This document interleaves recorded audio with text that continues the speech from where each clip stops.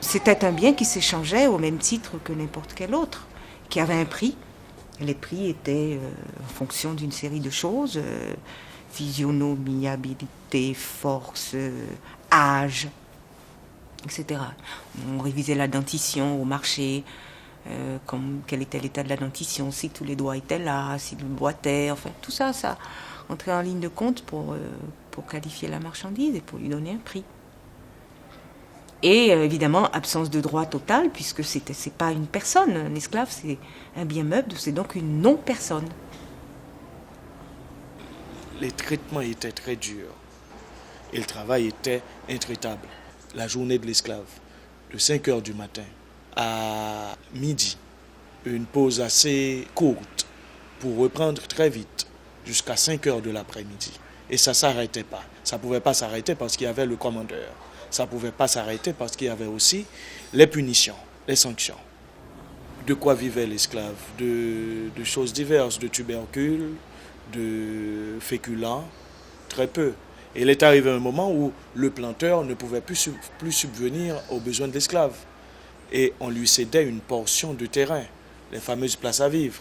Donc il était obligé de travailler pendant plusieurs heures sur la plantation. Et le soir, quand il n'était pas trop fatigué, il essayait de travailler pour sa survie, pour se nourrir et se nourrir sa famille. Et le dimanche, on le retrouvait encore à travailler. La situation des femmes était tout aussi terrible parce que les femmes étaient considérées comme des fabriques d'enfants. Et une femme n'avait pas le droit à l'avortement. Si cette femme était convaincue d'avortement, eh bien, elle était punie. On lui plaçait un boulet à la cheville. Elle devait travailler avec ce boulet à la cheville jusqu'à ce qu'elle tombât à nouveau enceinte. Parce que c'était important pour le colon d'avoir un esclave, parce que c'était un esclave qu'on ne payait pas. Parce que c'était très cher pour le colon d'acheter un esclave.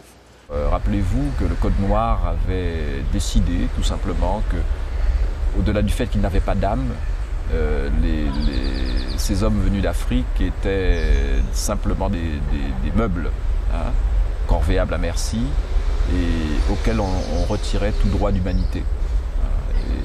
Ils ont été même très très loin, car il y a eu une négation au travers de ce qui fait la chose essentielle chez l'homme, c'est-à-dire sa filiation. Ces hommes, une fois qu'ils arrivaient sur le continent américain, on leur enlevait leur nom. Et ils avaient un nom d'emprunt qui s'est appelé n'importe comment. Hein. Vous en trouvez qui s'appelait Dimanche ou je ne sais.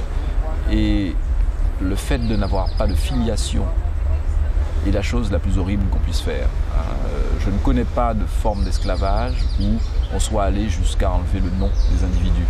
Cela veut dire que vous n'êtes plus le fils de personne. Et n'ayant pas ce lien qui vous relie aux ancêtres, qui vous relie à l'histoire, vous êtes simplement livré à vous-même dans une forme de reconstruction qui au départ vous annihile même votre réalité d'homme. Donc c'était pire que tout.